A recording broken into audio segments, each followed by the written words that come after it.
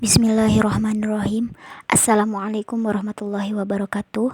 Baiklah, pada kesempatan kali ini saya akan memaparkan jurnal saya yang berjudul tentang fenomena perbankan syariah nasional dan internasional. Dalam pembuatan jurnal ini saya menggunakan metode penelitian kualitatif, yaitu mendeskripsikan dan menguraikan tentang fenomena perbankan syariah nasional dan internasional. Teknik yang saya gunakan adalah studi kepustakaan, yaitu penelitian yang pengumpulan datanya dilakukan dengan menghimpun data dari berbagai literatur. Literatur yang diteliti tidak terbatas pada buku-buku, tetapi dapat juga berupa bahan-bahan dokumentasi, majalah, jurnal, dan surat kabar. Langsung saja pada pembahasan. Pengertian dari bank adalah: bank dapat diartikan sebagai lembaga keuangan yang kegiatan utamanya adalah menghimpun dana dari masyarakat dan menyalurkannya kembali dana tersebut ke masyarakat, serta memberikan jasa bank. Kemudian pengertian bank menurut Undang-Undang Republik Indonesia Nomor 10 Tahun 1998 yang disahkan pada tanggal 10 November 1998 tentang perbankan adalah badan usaha yang menghimpun dana dari masyarakat dalam menyimpan bentuk simpanan dan menyalurkannya kepada masyarakat dalam bentuk kredit atau bentuk lainnya dalam rangka meningkatkan taraf hidup rakyat banyak. Adapun pengertian dari bank syariah yaitu bank yang dalam pengoperasiannya dan sistem keuangannya disesuaikan dengan prinsip Islam. Bank syariah melakukan kegiatan usaha berdasarkan bagi hasil. Dalam melakukan kegiatan usaha tersebut diberikan kebebasan untuk mengembangkan produk penghimpunan dana serta pelayanan jasa perbankan syariah. Adapun fungsi dari bank adalah yang pertama yaitu agent of trust, yang kedua agent of development, yang ketiga agent of service. Sistem keuangan Islam adalah sistem keuangan yang berbeda dengan sistem keuangan konvensional. Keuangan Islam didasarkan pada syariat hukum Islam. Ulama telah mengidentifikasi tujuan syariat termasuk keselamatan iman, kehidupan, properti, keturunan, dan intelek. Menurut Muhammad Hanif, dalam jurnal Ekonomi, Substansi or Legal Form and Evaluation of Islamic Finance Practice, prinsip-prinsip keuangan Islam telah didokumentasikan oleh para ulama. Yang pertama yaitu pelarangan bunga dan riba dalam transaksi keuangan. Yang kedua, menghindari goror. Yang ketiga, menghindari maisir. Yang keempat, profit and loss sharing.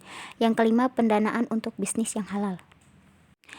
Tahapan perkembangan perbankan syariah di dunia.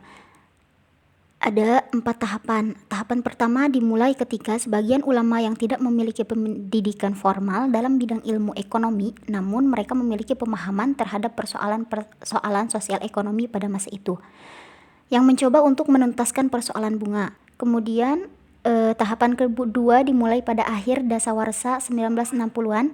Pada tahapan ini, para ekonom muslim yang pada umumnya dididik dan dilatih di perguruan tinggi terkemuka di Amerika Serikat dan Eropa mulai mencoba mengembangkan aspek-aspek tertentu dari sistem moneter Islam. Tahapan ketiga ditandai dengan upaya-upaya konkret untuk mengembangkan perbankan dan lembaga-lembaga keuangan non-riba baik dalam sektor swasta maupun dalam sektor pemerintahan. Tahapan keempat ditandai dengan pengembangan pendekatan yang lebih integratif dan sophisticated untuk membangun keseluruhan teori dan praktek ekonomi Islam, terutama lembaga keuangan dan perbankan yang menjadi indikator ekonomi umat. Fenomena perbankan syariah. Ada beberapa kendala yang dihadapi dalam pengembangan perbankan syariah. Yang pertama yaitu masih terbatasnya jaringan kantor bank syariah.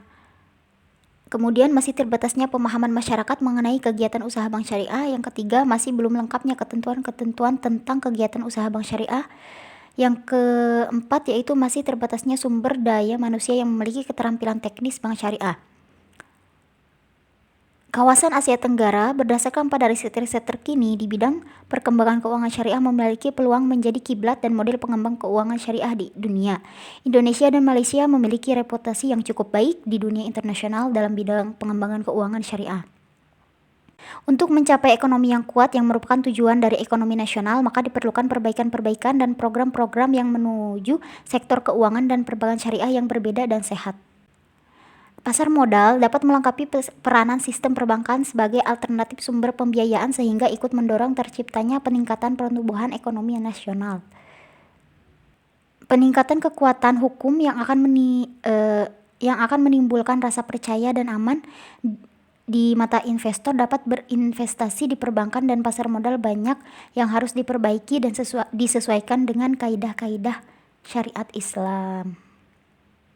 Tantangan terbesar yang dihadapi oleh negara-negara nasional maupun negara internasional dalam mengembangkan sistem keuangan syariah adalah adanya kesenjangan kualitas perkembangan keuangan syariah di masing-masing negara. Demi menciptakan kawasan keuangan syariah yang terintegrasi dan kuat, maka perlu ada kerjasama di antara para pihak terkait di antara negara-negara untuk kemajuan keuangan Islam.